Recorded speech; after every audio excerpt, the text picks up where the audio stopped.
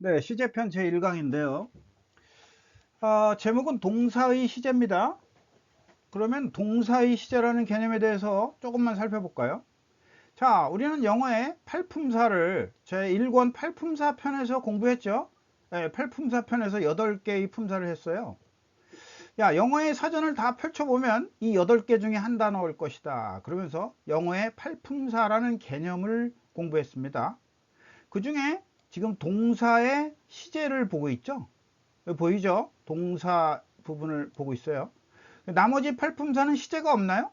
네, 시제는 동사에만 있을까요? 한번 살펴보죠. 명사가 시제가 있습니까? 명사가 시간과 상관 있나요? 과거의 빵과 현재의 빵과 미래의 빵은 이름이 다른가요? 아니죠, 그렇죠? 자, 대명사 과거의 그녀와 현재의 그녀 이름이 다른가요? 아니죠. 과거의 그것도 it고 미래의 그것도 it라고 말하죠. 그렇죠? 아니네요. 명사 대명사는 시제와 상관이 없습니다. 자, 형용사는 시제와 상관이 있나요? 예, 과거의 부드러운은 현재는 부드러운이 아닌가요? 아, 똑같죠. 그렇죠? 예, 과거의 soft는 현재에도 soft라고 말합니다. 그래서 시제와 상관없는 품사 여러 개가 있는 거죠. 네. 다음에 부사. 부사는 시제와 상관이 있나요? 예, 과거는 뭐예요? yesterday가 어제가 yesterday죠. 오늘도 yesterday인가요? 오늘은 today죠. 내일은요? 내일은 tomorrow입니다. 이렇게 부사는 시제와 매우 밀접한 관계가 있습니다. 부사에 따라서 부사에 시간과 관계 있는 부사들이 매우 많이 있습니다. 장소와 관계 있는 부사들은 시간과 상관없겠죠. 부사의 종류 중에 시간 부사라는 것들이 있어요. 그래서 부사는 시간 부사라는 것에 대한 개념을 꼭 알아야 될 것들이 꽤 많이 있고요. 동사의 시제와 깊이 연관되어 있는 놈들도 있고, 요거는 이제 문법 시험하고 크게 관계가 있겠죠. 그런 이야기는 공부하다 듣게 될 것입니다. 그래서 부사도 시제와 밀접한 관계가 있다. 다음에 전치사 시제와 상관이 있나요? 과거의 인도 현재의 인과 똑같죠. 미래에도 인이라고 쓰겠죠. 예, 시간과 상관없습니다. 접속사도 마찬가지죠. 과거의 when 미래의 when 똑같죠. 감탄사 과거의 감탄사나 미래의 감탄사나 똑같죠. 그렇죠? 그래서 시간과 상관 있는 품사 우리는 동사와 부사라는 것을 알게 되었어요. 지금 기초 공부하고 있는 겁니다. 동사의 시제 들어가기에 앞서서 팔품사 전체에서 시제의 개념을 한번 살펴봤고요. 자, 그럼 이제 위로 올라가서 동사의 시제라는 이야기를 본격적으로 들어갑니다. 예, 영어 동사는 시제가 있다 그랬어요. 지난번 강의 때 내가 중간에 이런 얘기를 했습니다. 예, 그 동사편 강의 때, 영어의 동사는 한국어의 동사와 크게 다르다 이렇게 말을 했어요. 그렇죠? 우리 한국어는 정착 생활에서 나온 언어이기 때문에 시간이 크게 중요하지 않다. 우리는 장소 중심의 언어다 이런 말을 했는데 자세한 얘기는 뭐 알 필요도 없겠지만 어쨌든 영어는 그 반대다 이런 얘기. 영어 중심으로 들어갑시다. 영어는요 시간을 매우 중요시합니다. 우리는 영어 공부하면서 중학교 때 올라와서 영어 공부하면서 또는 일상생활에서도 영어나 영어권 사람들, 유럽 사람들과 관계돼서 시간 엄수, 시간을 안 지키면 나쁜 사람 이런 얘기를 듣기 시작했습니다.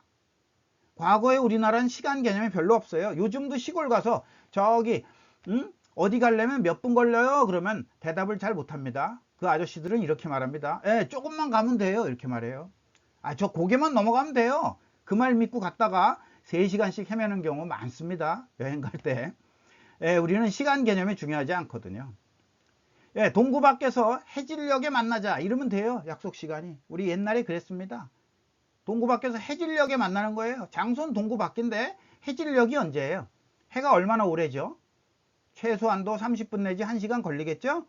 그러니까 30분 내지 1시간 일찍 가든 늦게 가든 자기는 시간 지킨 거예요. 그렇죠? 이렇게 우리 국어에서의 시제는 중요하지 않습니다. 그러나 영어는 무슨 언어라고 그랬죠? 영어는 전쟁과 약탈 그리고 정복을 하던 언어입니다. 주로 그렇게 하는 언어예요. 예, 이동생활을 하던 사람들의 언어다 이거죠. 한국어처럼 정착생활의 언어가 아니라 이거죠. 이동생활을 하는 사람들은 시간이 극히 중요하기 때문에 시간을 정확하게 나누어 놨어요. 세분화 시켜 놨습니다. 자, 12가지 종류로 나눠 놨죠. 그 중에 가장 크게 나눠 놓은 개념, 그걸 지금부터 공부하면서 이야기를 시작합니다. 영어의 동사는 한국어가 아닙니다. 영어의 동사입니다. 물론 영어, 또 독일어 등 영어권 계열의 언어는 다 그렇겠죠. 영어의 동사는 시점과 기간으로 나뉜다는 이 개념을 우리 한국인은 먼저 이해해야 합니다. 이거를 이해 못하면 다른 시제 공부를 할 수가 없습니다. 영어의 시간은 시점과 기간으로 나뉘어 있다는 것입니다. 여기 오른쪽에 있는 화살표를 보세요. 시간이 흘러갑니다. 시간이 과거에서부터 미래로 흘러가는 시간의 흐름입니다. 이 속에서 시점은 한 때를 말합니다. 어떤 한 때, 요 때냐, 요 때. 과거라는 때냐, 아니면 현재라는 요 때냐, 아니면 아직은 오지 않았지만 미래의 어떤 한 때냐, 요 얘기를 하는 것인지, 시점에 관한 이야기를 할 것인지, 또는 기간의 이야기를 할 것인지. 바로 과거부터 현재까지, 지금 여기 현재라고 합시다. 과거부터 현재까지 요 기간 동안에 어떤 사건이 벌어진 이야기를 할 것인지, 아니면 더 옛날 과거, 아주 옛날부터 과거의 그때, 아주 옛날부터 과거의 그때까지의 어떤 벌어진 사건에 대한 이야기를 동사가 말할 것인지, 아니면 현재나 또는 과거, 현재나 또는 그 옛날에 벌어진 일이 미래에 어느 시점까지 가서 어떻게 될 것인지, 미래의 어느 시점까지 이야기를, 이 기간 동안의 이야기를 할 것인지. 그래서 이 시점과 기간의 이야기라는 개념을 첫째의 영어 실력으로 갖고 있어야 합니다. 영어의 시제 첫 번째 실력은 뭐다? 시간의 시점, 때의 이야기인지 기간의 이야기인지를 자연적으로 구분해야 합니다. 우리 한국에는 이걸 잘 못합니다. 우리 한국어에는 별로 없으니까요. 그러니까 이 개념을 먼저 가지기 바랍니다. 지금 여기 있는 동사의 12시제, 여러분 많이 보았을 제목들입니다. 제목만 읽어볼게요. 한국말로 읽어볼게요. 현재 시제, 과거 시제, 미래 시제, 현재 완료 시제, 과거 완료 시제, 미래 완료 시제. 많이 들어봤죠? 또 현재 진행형, 과거 진행형, 미래 진행형. 이렇게 많이 들어봤죠? 현재 완료 진행형, 과거 완료 진행형, 미래 완료 진행형. 많이 들어봤잖아요. 이렇게 시제가 12개예요. 지금 12개를 읽었죠?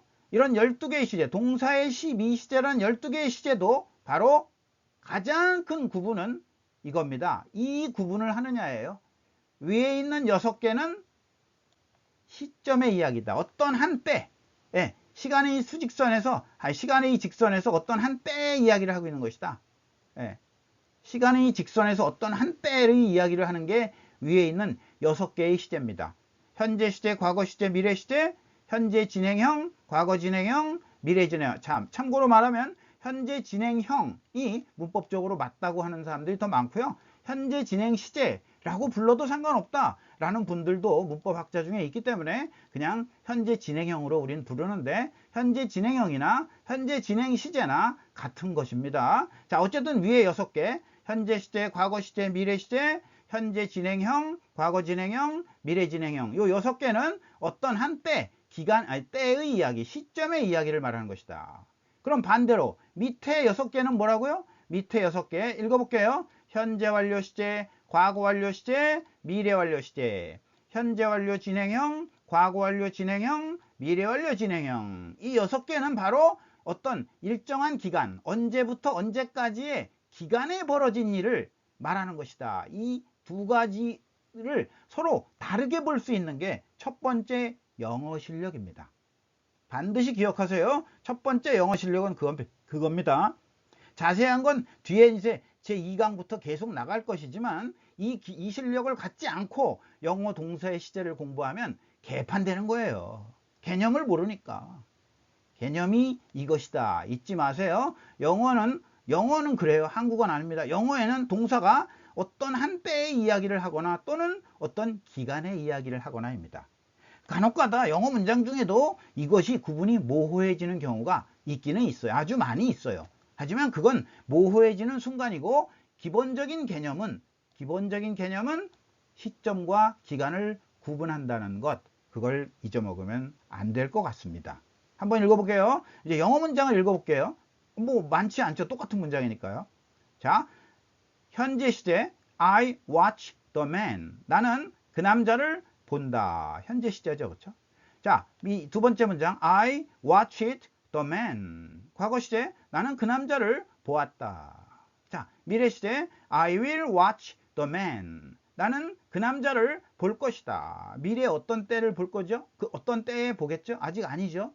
자, 다음에 미래 완료, 현재 완료 시제 I have watched the man. 나는 그 남자를 보아왔다. 이게 이제 우리가 중학교 들어와서 영어 공부하면서 배운 해석입니다. 보아왔다라고 하죠.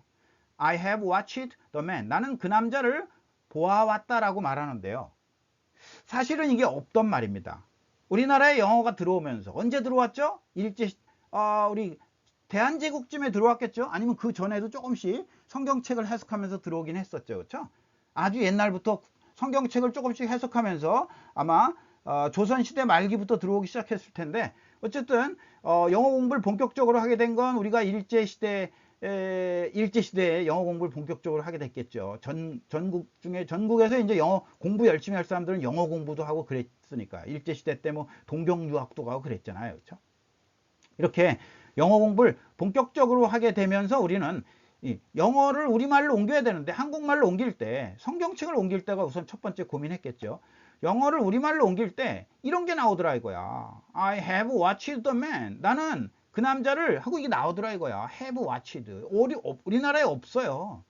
그래서 만들어낸 것이 그 남자를 보아왔다라는 겁니다. 왜냐하면 과거부터 현재까지의 개념인 걸 그때 배운 거거든.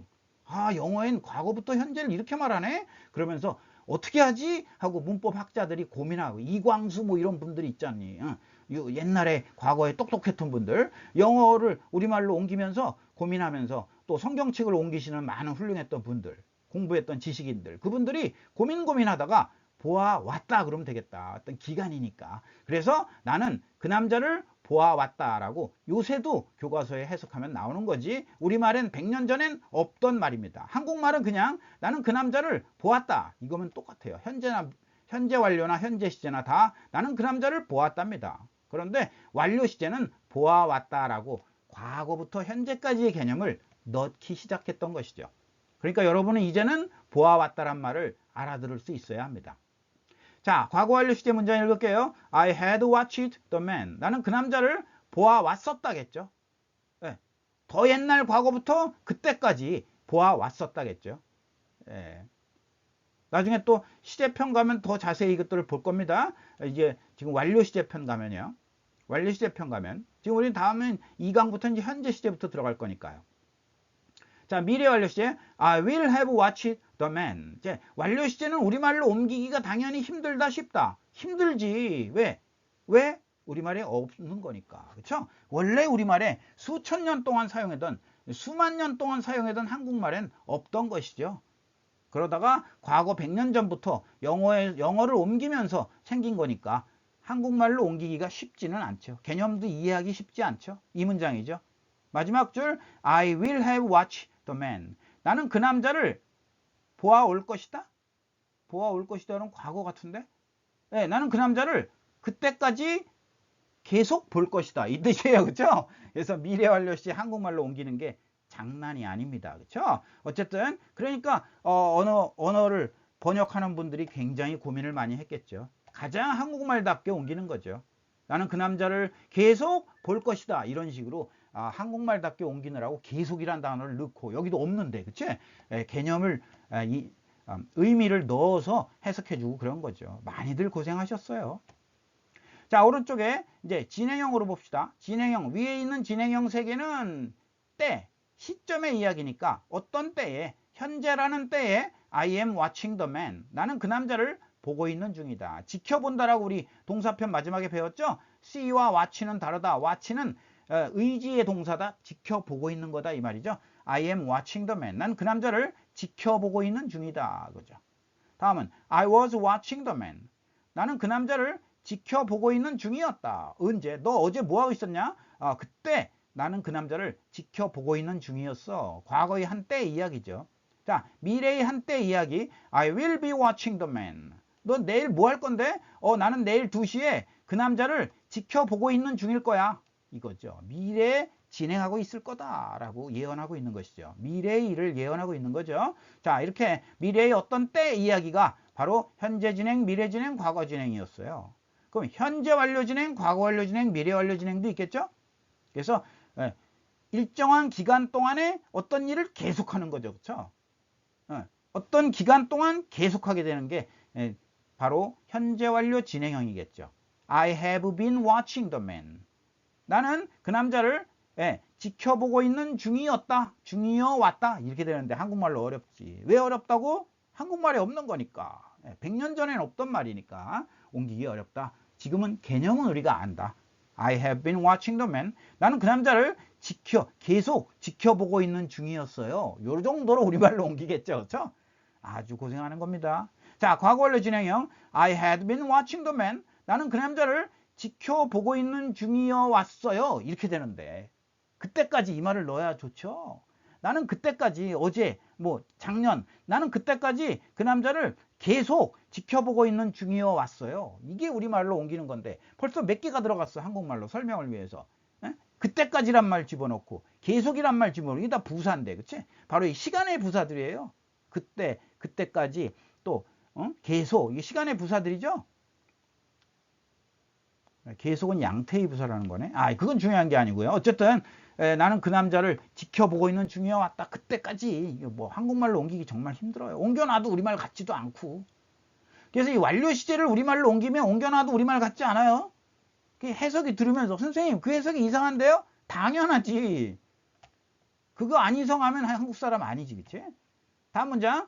미래 완료 진행. I will have been watching the man. 나는 그 남자를 미래의 그때까지 계속 지켜보고 있는 중이을 겁니다. 이 말이죠. 나는 그 남자를 계속 지켜보고 있는 중일 거다. 미래 완료 때까지 진행을 한다 이 말이니까. 그렇죠? 얼마나 어렵니? 동사가. 그치? 동사의 시제는 우리말에 없는 거라 더 어려운 거예요. 그래서 동사는 시제를 철저히 영어 공부할 때 동사는 시제를 나눠서 배우지. 철저하게. 국어 시간에 이렇게 배운 적 있어요? 우리 국어는 시제가 중요하지도 않을 뿐더러 현재, 과거, 미래 이것만 알면 됐지. 그것도 자세히 배우니? 자, 오늘은 현재 시제를 하자. 한국어. 오늘은 한국어의 과거 시제를 하자. 갔었다. 이런 거 공부하니? 써보고? 안 하지. 국어 시간에 안 해요. 왜? 중요하지 않으니까. 이걸 우리는 별로 시제를 중요시 안 한다. 그럼 좀 이상하잖아. 통합시제란 말로 사용합니다. 통합적으로 본다 이거죠. 현재, 과거, 미래 거기다 다 집어넣는다 이거야. 다 때려 넣어서 가리킨다 이거지. 가리킬 필요도 없어요. 그렇죠? 시제 부분은. 그러니 영어에선 시제가 이렇게 중요한데 영어가 더 어려운 이유 하나만 더 얘기하고 추가시키고 오늘 수업 마칠 겁니다. 영어 동사는요 이렇게 시제가 12개나 있죠? 이 시제만 있는 줄 아니? 동사는 영어 동사는 능동태와 수동태가 있지 않니 또. 그치? 능동태 때하고 수동태 때 또 달라져요. 그쵸? 동사 모양이 다르잖아. 능동태는 동사를 그냥 쓰는데 수동태는 뭘 써? be 플러스 pp를 쓰잖아. 수동태 하면 be 플러스 pp 생각나는 사람은 기본 실력은 있는 거예요. 그쵸? 수동태 하면 be 플러스 pp야. 모르면 지금 들어도 be 플러스 pp야. 자, 이 be 플러스 pp가 여기 다 들어가. 이 12개에. I watch the man이 be 플러스 pp 수동태가 된단 말이야. 나는 그 남자는 나에 의해 지켜보아진다. 이렇게 수동태로 be watched라고 주어를 앞에 넣고 I를 뒤로 갖다 가져가고 be 플러스 pp를 만든단 말이야. 동사가. be 플러스 pp 이게 다 수동태가 된다는 얘기지. 결론적으로 나중에 수동태 가면 자세히 보겠지만 이 12개가 다 수동태로 바뀌어요. 그럼 현재 시제도 현재 시제 능동태와 현재 시제 수동태가 있어. 각각 12개가 다 수동태가 되고 그것도 동사야. 그 동사 모양이 12개가 더 나오네? 맞아요. 12개 곱하기 2 하면 24개죠? 그래서 영어 동사의 모양은 12시제이지만 사실은 24가지 모양인 것입니다. 문장 속에 들어가면. 그래서 영어 동사의 24가지 모양을 잘 알면 그때 영어 문법은 동사를 잘 아는구나 이렇게 되는 겁니다. 여러분의 목표는 그것입니다. 영어 동사의 24가지 모양이 어떻게 나와도 바로바로 보고 해석도 하고 의미도 파악할 수 있는 실력이 될 때, 그때 영어 동사의 12시제가 끝난 거예요. 능동수동까지 볼 수 있어야 되니까. 자, 첫날인데 너무 빡세게 했나요? 네, 다음부터 제2강은요 되게 쉬워요. 현재 시제 되게 쉽잖니. 쉽잖아요. 여기 보세요. I watch the man. 나는 그 남자를 봅니다. 지켜봅니다. 이거 뭐 배울 게 뭐 있어? 이게 뭘 가리킬까? 제 2강에서 할 겁니다. 가리킬 것도 별로 없어요. 그런데 중요한 게 하나 숨어 있어요. 시험에 나오는 거니까 이제 그거만 하면 되니까. 자, 오늘 수업 여기까지 하고요. 다음 시간은 현재 시제로 들어가도록 하겠습니다. 오늘 좀 길었는데 고생하셨고요. 일주일에 한 3개쯤은 꾸준히 강의를 올 겁니다. 한 1년, 2년 올릴 거니까 공부 열심히 하는 분들은 꾸준히 크게 도움을 받기를 바랍니다. 제가 그냥 평생 공부했던 거를 풀어놓는다 생각하시고요. 너무 비판적으로 보지 마시고 저 중에 내가 받아들일 게 있으면 도움을 받아야 되겠다. 이런 시각으로 봐주시면 감사하겠습니다. 오늘 수업 이만하겠습니다.